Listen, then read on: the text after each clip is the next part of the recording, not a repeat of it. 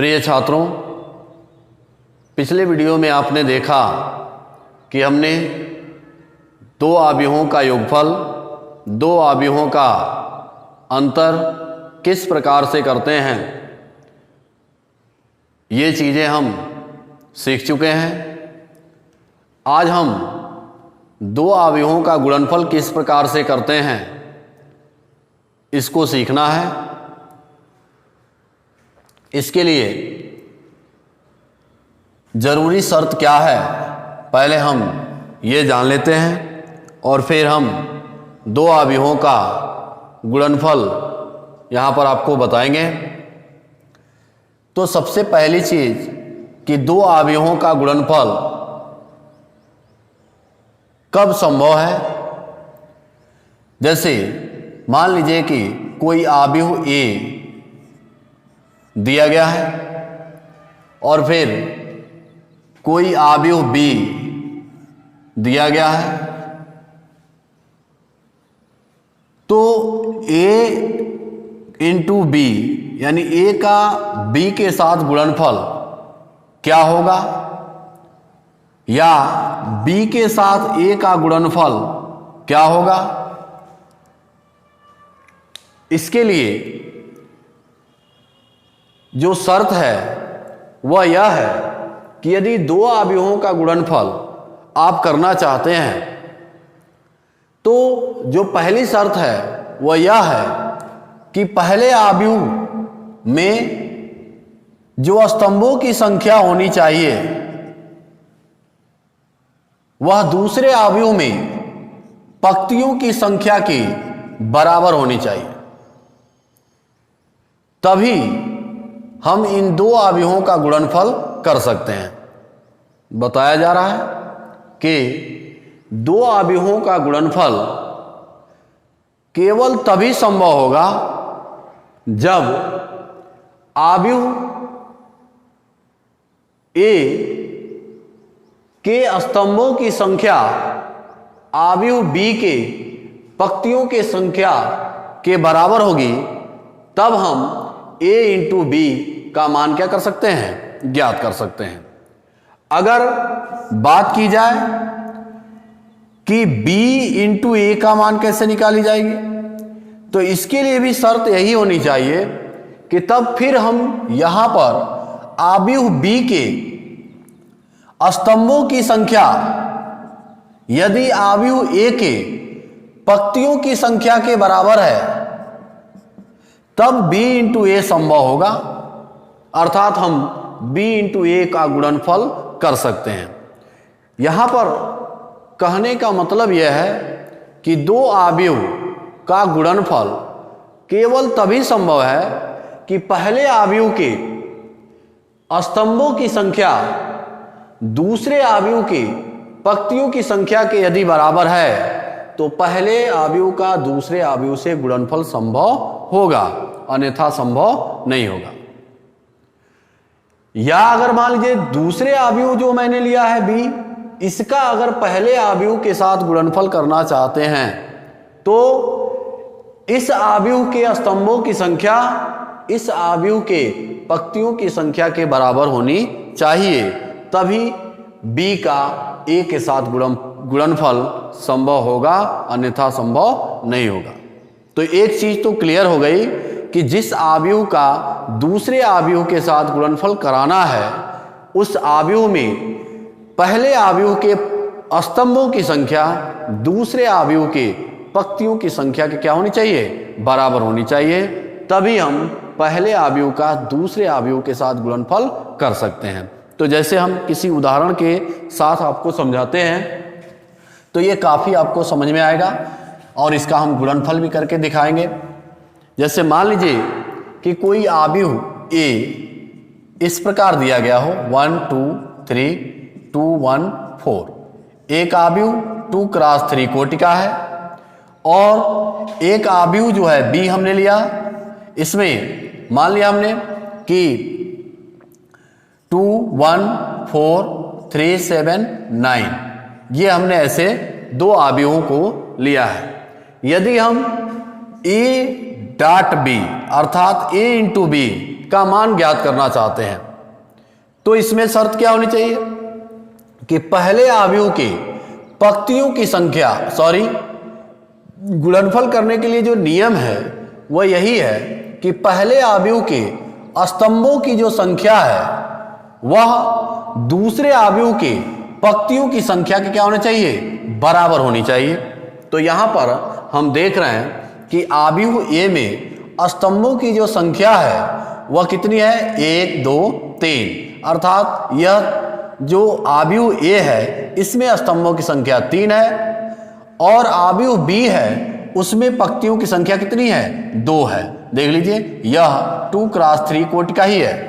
तो इसमें भी हम देख रहे हैं क्या कि इसमें पंक्तियों की संख्या 2 है और स्तंभों की संख्या क्या है, 3 है। तो स्तंभों की संख्या जो है, स्तंभों की संख्या कितनी है, संख्या जो है वह इसमें 3 है और इसमें जो है यानी पंक्तियों की जो संख्या है, पंक्तियों की संख्या वह कितनी है, 2 है। तो यह दोनों बराबर नहीं है और जब यह बराबर नहीं है तो हम a डॉट बी अर्थात a इंटू बी नहीं निकाल सकते हैं, अर्थात इसका निकालना संभव नहीं है। अगर इसमें अब बात की जाए कि क्या b इंटू ए ज्ञात हो सकता है, यानी b इंटू ए, तो b इंटू ए को ज्ञात करने के लिए भी क्या नियम है कि हम इसमें भी यही चेक करेंगे कि इसमें स्तंभों की जो संख्या है वह दूसरे वाले अवयव में पंक्तियों की संख्या क्या होनी चाहिए, बराबर होनी चाहिए। तो यहां भी देखिए इसमें 3 स्तंभ हैं और इसमें 2 ही पंक्ति दिख रही है। इसका मतलब कि न तो यह a डॉट बी अर्थात a इंटू बी ही ज्ञात हो सकता है और न ही b इंटू ए ही ज्ञात हो सकता है। अगर हम इसमें थोड़ा करेक्शन कर देते हैं तब देखें क्या होता है। अगर मान लीजिए कि अवयव a ऐसे ही रहे, अवयव ए जो है वह 2 क्रॉस 3 कोटि का ही हो, 2 क्रॉस 3 कोटि का ही है। मान लिया हमने कि अवयव ए जो है वह 2 क्रॉस 3 कोटि का है, मतलब इसमें 2 पंक्ति और 3 स्तंभ है। अब हमने एक अवयव बी लिया जिसमें 1 2 3 4 और 5 2 लेते हैं। यह जो अवयव है b वह 3 क्रॉस 2 कोटि का है। तो क्या अब यह a डॉट बी अर्थात a इंटू बी संभव है कि नहीं है, अब हम इस चीज को चेक करते हैं। तो इसके लिए नियम हमने आपको यही बताया कि 2 अवयवों का गुणनफल केवल तभी संभव है कि उनमें से पहले अवयव के पंक्तियों की संख्या दूसरे अवयव के पहले अवयव के स्तंभों की संख्या दूसरे अवयव के पंक्तियों की संख्या क्या होनी चाहिए, बराबर होनी चाहिए। तो यहां पर हम देखते हैं कि इसमें कितने स्तंभ है भाई, 3 स्तंभ है, 1 2 3 और इसमें कितने पंक्ति हैं, 1 2 3। तो यहां पर इसका मतलब 3 स्तंभ है तो 3 पंक्तियां मिल गई, तो ये क्या हो गए, बराबर हो गए। कहने का मतलब है कि स्तंभों की संख्या पंक्तियों की संख्या के बराबर हो गई, इसलिए a डॉट बी अर्थात a इंटू बी संभव है, यानी ये गुणनफल संभव होगा। क्या b इंटू ए संभव है, तो चेक कर लीजिए। इसमें भी कहा गया कि b इंटू ए संभव होगा कि नहीं, तो इसमें देखिए 2 स्तंभ है, इसमें भी 2 स्तंभ है और 2 ही क्या है, पंक्ति है, तो b इंटू ए भी संभव क्या है, होगा। अर्थात हम a इंटू बी भी ज्ञात कर सकते हैं और b इंटू ए भी क्या कर सकते हैं, ज्ञात कर सकते हैं।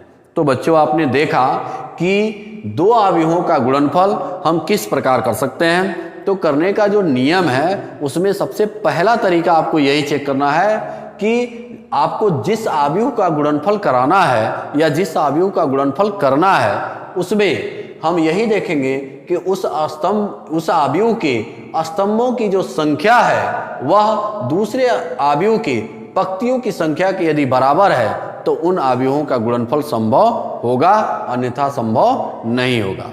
अब हम एक इसका मान भी ज्ञात करना सिखा देते हैं। जैसे मान लीजिए यही है क्वेश्चन में कि हमें निकालना है a इंटू बी का मान कितना होगा। तो पहले हम इसको लिखेंगे, अवयव a को लिख लेते हैं, तो जो अवयव ए है वह है 1 2 3 और 2 1 4, ये दिया गया है एक अवयव। ये कितना है 2 क्रॉस 3 कोटि का है। फिर ये जो अवयव बी है इसका हम गुणनफल कर रहे हैं अब, तो यहाँ पर गुणा कर देंगे। अवयव बी का जो है मान निकालेंगे 1 2 और 3 4 5 2, ये ऐसे हमने लिख दिया। ये भी जो अवयव था वह 3 क्रॉस 2 कोटि का है। तो अब इसमें देख लीजिए, जब भी आप अवयव का गुणनफल कराएंगे तो इसकी कोटि क्या होगी, तो ये पहले ही आपको बता देता हूं मैं कि इसकी कोटि क्या होगी। देखिए, पहले अवयव का अंतिम और दूसरे अवयव का प्रारंभ ये दोनों समाप्त हो जाता है, तो बचा क्या 2 क्रॉस 2, यानी ये जो अवयव आएगा गुणनफल के बाद वह 2 क्रॉस 2 कोटि का ही होगा। कहने का मतलब यह है कि अगर कोई भी अवयव आपने गुणनफल कराने के लिए लिया है, मान लीजिए कि एक अवयव ए है और एक अवयव बी आपने लिया है, इनका आपको गुणनफल कराना है, तो यह m क्रॉस n कोटि का है और यह मान लीजिए कि जो है यह p क्रॉस q कोटि का है। अगर इसके स्तंभों की संख्या इसके पंक्तियों की संख्या के बराबर है तो इनका गुणनफल संभव होगा, और जो गुणनफल होने के बाद जो अवयव नया प्राप्त होगा वह कितने क्रॉस कितने का होगा, अर्थात कितने कोटि का होगा। तो इसके लिए हमें क्या करना है कि इस अवयव के अंतिम और इस अवयव का पहला ये खत्म कर देंगे, तो बचा क्या m और q, तो यह m क्रॉस q कोटि का अवयव हमें क्या होगा प्राप्त होगा। इनका गुणनफल नया जो अवयव हमें प्राप्त होगा वह m क्रॉस q कोटि का होगा। तो यहां भी हमने क्या किया कि इस अवयव का अंतिम और इस अवयव का पहला, यानी ये 3 और 3 समाप्त हो गया, तो 2 क्रॉस 2 कोटि का अवयव प्राप्त होगा। इनका गुणनफल कर देते हैं, तो देखिए कैसे करेंगे। 1, देखिए अब गुणनफल चेंज हो जाता है। अब इसका जो गुणनफल होता है इसके पंक्तियों का गुणा इसके कॉलम से करते हैं। गुणनफल किसमें होता है, पंक्तियों का गुणा जो है दूसरे स्तंभ के दूसरे अवयव के कॉलम से करते हैं। देखिए इस पंक्ति का गुणा हम इसके कॉलम से करेंगे, तो 1 × 1 कितना हो गया भाई 1 हो गया, प्लस 2 × 3 कितना हो गया 6, प्लस 3 × 5 कितना हो गया 15। क्या किया हमने, एक का गुणा एक में किया तो 1 × 1 होगा, प्लस 2 × 3 करेंगे तो 6 होगा, प्लस 3 × 5 करेंगे तो 15 होगा। ठीक है, यानी फर्स्ट रो फर्स्ट कॉलम का हमने क्या कर दिया गुणनफल कर दिया। देखिए फर्स्ट रो फर्स्ट कॉलम का गुणनफल हो चुका है। अब इसके बाद क्या होगा भाई, हम फर्स्ट रो सेकंड कॉलम का गुणा करते हैं, तो 1 × 2 क्या होगा भाई, फर्स्ट रो सेकंड कॉलम, तो 1 × 2 2 होगा, प्लस 2 × 4 8 होगा, प्लस 3 × 2 6 होगा। तो देख लीजिए 1 × 2 2 हो गया, प्लस 2 × 4 8 होगा, प्लस 3 × 2 6 हो गया। तो फर्स्ट रो सेकंड कॉलम हो गया, फर्स्ट रो सेकंड कॉलम का गुणनफल हो गया। अब बचा क्या, फिर सेकंड रो फर्स्ट कॉलम का करेंगे, तो यह हो गया सेकंड रो इस रो का गुणा इस कॉलम से करेंगे, तो 2 × 1 कितना होगा भाई 2 होगा, प्लस 1 × 3 कितना हो गया भाई 3 हो गया, प्लस 4 × 5 20 हो गया। अब यहां पर हम देख रहे हैं क्या कि सेकंड रो फर्स्ट कॉलम का गुणा हो चुका है। देखिए second row first column, second row first column में है, फिर इसका गुणा हम इसके साथ करेंगे, तो फिर सेकंड रो यहां पर सेकंड कॉलम से करिए, तो 2 × 2 कितना होगा 4 होगा, प्लस 1 × 4 4 होगा, और प्लस 4 × 2 8 होगा। अब ये जो अवयव प्राप्त हुआ है वह कितना हुआ भाई a.b, यानी a × b, तो a × b कितना प्राप्त हो गया, तो यहां पर हम इस अवयव को लिख देते हैं कितना प्राप्त हुआ भाई, तो ये जो अवयव प्राप्त हुआ हमें यह हो गया जो है 15 और 5 20 और 2 कितना हो गया 22, तो यह हो गया 22, और फिर यह 8 2 10 6 16, और यहाँ पर 20 और 5 25, और ये हो गया कितना 4 4 8 8 16। तो यहाँ पर ये 2 क्रॉस 2 कोटि का अवयव जो मिला है वह A इंटू बी है। देख लीजिए ये नया जो अवयव हमें प्राप्त हुआ वह क्या मिला, 22 16 25 और 16 है, जिसके यह एलिमेंट होंगे A इंटू बी अवयव के। ठीक है, तो आपने देखा बच्चों हमने दो अवयवों का गुणनफल किस प्रकार करते हैं, इस चीज को आप यहां समझ चुके होंगे। हम इस अवयवों के गुणनफल के बाद जो प्रश्नावली है यहां पर हम 3.2 के प्रश्नावली के क्वेश्चनों को हम हल करते हैं। ये गुणनफल आपको काफी अच्छे से समझ में आएगा। यहां पर 3.2 जो प्रश्नावली है इसको आप देखिए। मान लीजिए कि हमने यहां पर प्रश्नावली का पहला सवाल लिखते हैं। कह रहा है कि मान लीजिए कि यहां पर कह रहा है प्रश्नावली, पहले प्रश्नावली 3.2 का पहला क्वेश्चन दिया है कि मान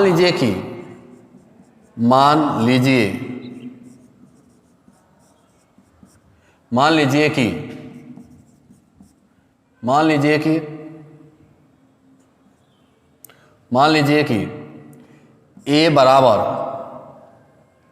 एक अवयव दिया है 2 4 3 2 और B बराबर दिया है B बराबर दिया है 1 3 -2 5। फिर C बराबर एक अवयव और दिया है -2 5 3 4।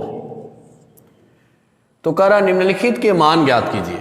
किसका मान ज्ञात करना है भाई, A प्लस बी का मान बताइए कितना होगा, ये पूछ रहा है आपसे पहले में। दूसरा पूछा है कि A माइनस बी का मान बताइए क्या होगा। फिर पूछा है कि 3A माइनस सी का मान बताइए क्या होगा। और फिर इसके बाद पूछा है कि A इंटू बी का मान बताइए क्या होगा। और फिर इसके बाद पूछा है कि B इंटू ए का मान बताइए क्या होगा। तो हम एक एक करके इन सभी को जान लेते हैं। पहले तो आप A प्लस बी और A माइनस बी आप निकाल चुके होंगे। हम 3A माइनस सी का मान बताते हैं क्या होगा। तो यहाँ पर तीसरा जो है यह 3A माइनस सी का मान आपसे निकालना है आपको।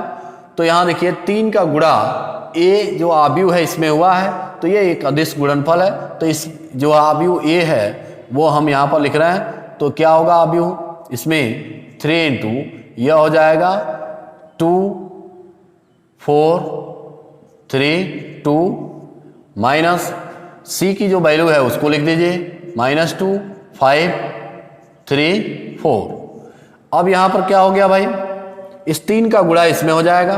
तो यह हो जाएगा 6 12 9 और क्या होगा 6, यानी 3 का गुणा 2 में करेंगे। 3 दूनी 6 4 3 12 3 3 9 और 3 दूनी 6 माइनस यहां पर हो गया -2 5 3 और 4। अब आप इसको घटा दीजिए, कितना होगा भाई, 6 में से -2 को जब घटाएंगे तो 6 माइनस और -2 +2 हो जाएगा, यानी 6 और 2 मिलके हो गया 8। तो यह हो गया 8। 12 में से 5 को घटाएंगे तो यह हो गया 7। फिर 9 में से 3 को घटाएंगे 6 और 6 में से 4 को जब घटाएंगे तो यह होगा 2। तो इस प्रकार यह हो गया 3A माइनस सी, इसका मान हमने निकाल लिया। अब हम A इंटू बी को दिखाते हैं।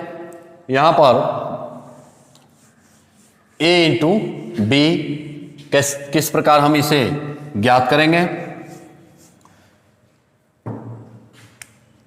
A into B. तो अवयव ए को पहले लिख दीजिए। अवयव ए क्या है? 2 4 3 2, ये एक अवयव है। इंटू अवयव बी जो दिया गया है वह है 1 3 -2 5। यहां पर हम देख रहे हैं कि ये भी 2 क्रॉस 2 कोटि का अवयव है और ये भी 2 क्रॉस 2 कोटि का ही अवयव है। हमें इन अवयवों का गुणनफल ज्ञात करना है, कितना होगा। हमने यहां पर लिख दिया है गुणनफल। आप इस चीज को जानते हैं कि दो अवयवों का गुणनफल किस प्रकार से हम करते हैं। ये अभी हमने बताया था कि सबसे पहला काम आपको ये करना है कि जिस अवयव का गुणनफल आप करते हैं उसमें देखना यह है कि इसके स्तंभों की संख्या इसके पंक्तियों की संख्या के बराबर है कि नहीं है। यदि है तो गुणनफल संभव है और नहीं है तो गुणनफल संभव नहीं होगा। तो यहां पर हम देखेंगे कि इसके 2 स्तंभ हैं और यहां पर 2 पंक्तियां हैं, इसलिए गुणनफल संभव होगा। तो यहां गुणनफल कराइए। गुणनफल करते समय हमने कहा है कि पंक्ति का गुणा कॉलम में करते हैं, पंक्ति का गुणा कॉलम में। तो अब देखिए पंक्ति का गुणा करिए कॉलम में। तो और एक चीज और आपको बताया कि कितने क्रॉस कितने कोटि का अवयव प्राप्त होगा गुणनफल। तो पहले ही आपको मैंने बता दिया कि इसका अंतिम और इसका पहला खत्म कर दीजिए तो क्या बचेगा? 2 क्रॉस 2 कोटि का ही हमें गुणनफल के बाद अवयव प्राप्त होगा। ठीक है, अब देखिए हम इसका गुणनफल कराते हैं। तो इसका जो गुणनफल प्राप्त होगा वो कितना होगा भाई? 2 यानी पंक्ति का गुणा कॉलम 2 × 1 तो 2 हो गया, प्लस 4 × -2 तो यह हो गया -8। तो क्या लिख देंगे भाई हम? -8। इसका गुणा इसके साथ हो गया, इसका गुणा अब इसके साथ करेंगे। तो देखिए first row second column, first row second column, 2 × 3 कितना होगा भाई? 6 और प्लस 4 × 5 कितना होगा? 20 होगा। अब देखिए तो 2 × 3 6 हो गया, यानी 2 × 3 6 और प्लस 4 × 5 करेंगे क्या होगा? 20। यानी फर्स्ट रो सेकंड कॉलम का भी गुणा हमने कर लिया। फिर सेकंड रो फर्स्ट कॉलम का करिए तो 3 × 1 3 होगा और प्लस 2 × -2 प्लस 2 × -2 कितना होगा? -4 होगा। -4 इसको हम कोष्टक में लिख रहे हैं इसलिए ताकि हम इसका कैलकुलेशन आपको दिखा सकें। ये फर्स्ट यानी सेकंड रो फर्स्ट कॉलम हो गया। देखिए second row first column, second row second column करिए तो यानी 3 × 3 करेंगे 9 प्लस 2 × 5 करेंगे 10 प्राप्त होगा। इसको एक स्टेप और लिख देते हैं। क्या मिल गया भाई?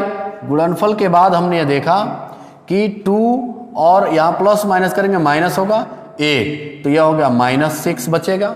यहाँ पर 20 + 6 करेंगे तो यह 26 होगा यानी 26।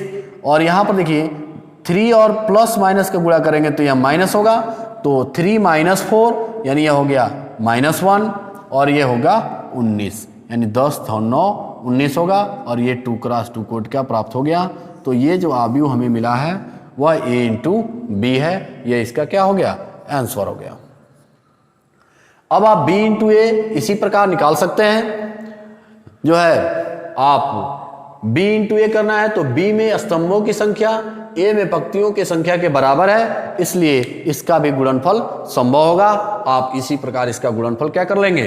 देख लेंगे, नहीं आने पर हमको बताएंगे। अब इसके बाद के जो भी क्वेश्चन है यानी question number 2, question number 3, question number 4, ये क्वेश्चन हम अगले वीडियो में बताएंगे। ठीक है, तब तक के लिए धन्यवाद।